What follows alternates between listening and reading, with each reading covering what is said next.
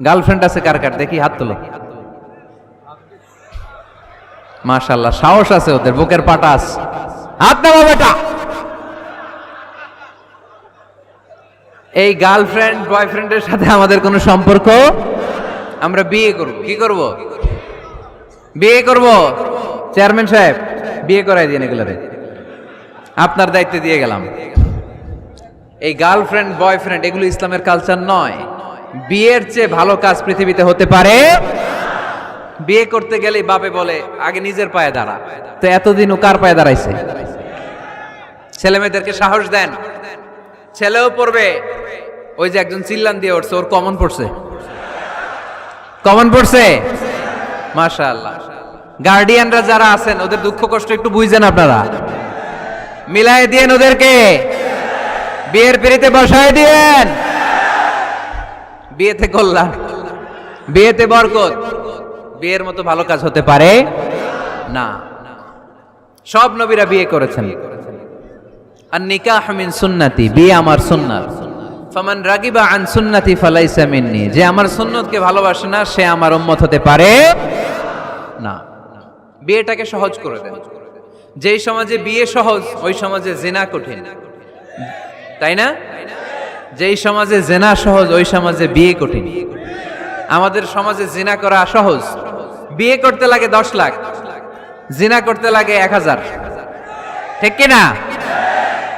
10 লাখ টাকা ছাড়া বিয়ে করা যায় না। এটা লাগবে, ওইটা লাগবে, এই দাও, ওই দাও, মোহর দাও, বিশাল অঙ্কের মোহর। 10 লক্ষ টাকা ধার্য না করলে মেয়ে দিবে না। এরকম আছে না নাই? না, এগুলো আসলে ইসলামিক কালচার না। ছেলের বাবা মেয়ের বাবা উভয়কে আমি বলি বিয়েটা সহজ করে দেন, সহজ করে দেন। ছেলে পড়াশোনা করুক, সমস্যা নাই, মেয়েও পড়ুক, কিন্তু তারা পবিত্রভাবে তাদের সম্পর্ককে মেনটেন করুক। ঠিক কিনা? তাদের এই যৌবনের তাড়নায় যে পাপের সাথে জড়াবে তার পার্সেন্টেজ গুণা বাবা হিসেবে আপনার কাঁধেও আছে না নাই? এজন্য বাবারা সাবধান, মায়েরা সাবধান, বিয়েটাকে সহজ করেন। এই এলাকার যুব সংঘ যারা আছো, তোমরা একটা ক্যাম্পেইন করবা এই মাহফিলের পরে, টাইমলি ম্যারেজ ক্যাম্পেইন।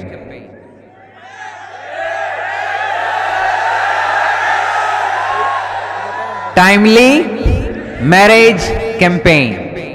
সময় মতো বিয়ে দিতে হবে, দেরি করা যাবে। বাপ মা বুঝে না, একজনকে হুজুর আব্বাই বুঝে না। গার্ডিয়ান যারা আছেন একটু সদয় হন। ওরা যে পাপের সাথে, পাপের রাস্তা যে ওরা চিনে যাচ্ছে, পাপের পথে যে জড়িয়ে যাচ্ছে, আল্লাহর সুপ্রিম কোর্টের কাঠগড়ায় আসামি করে আল্লাহ সেদিন আপনারে দাঁড় করাবে।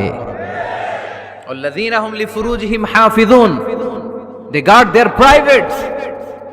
মুকদ্দমাতুল হারামে হারাম, এট এ গ্ল্যান্স। একটা নারীর দিকে চোখ পড়ে যাওয়া এটা হারাম না, কিন্তু এই চোখ পড়ার কারণে এটা জেনার দিকে নিয়ে যাবে, এজন্য এটাকেও হারাম করেছে কে? মুকদ্দমাতুল হারামে হারাম। এই নজরটা বড় খারাপ। আর নাযার সাহামুন মাসমুমুন মিন সিহামি ইবলিস। এই নজর হচ্ছে শয়তানের বিষ মাখানো তীরের মধ্য থেকে একটা ভয়ঙ্কর তীর। এই তীর দিয়ে শয়তান যুবক আর যুবতীদেরকে কাবু করে ফেলে।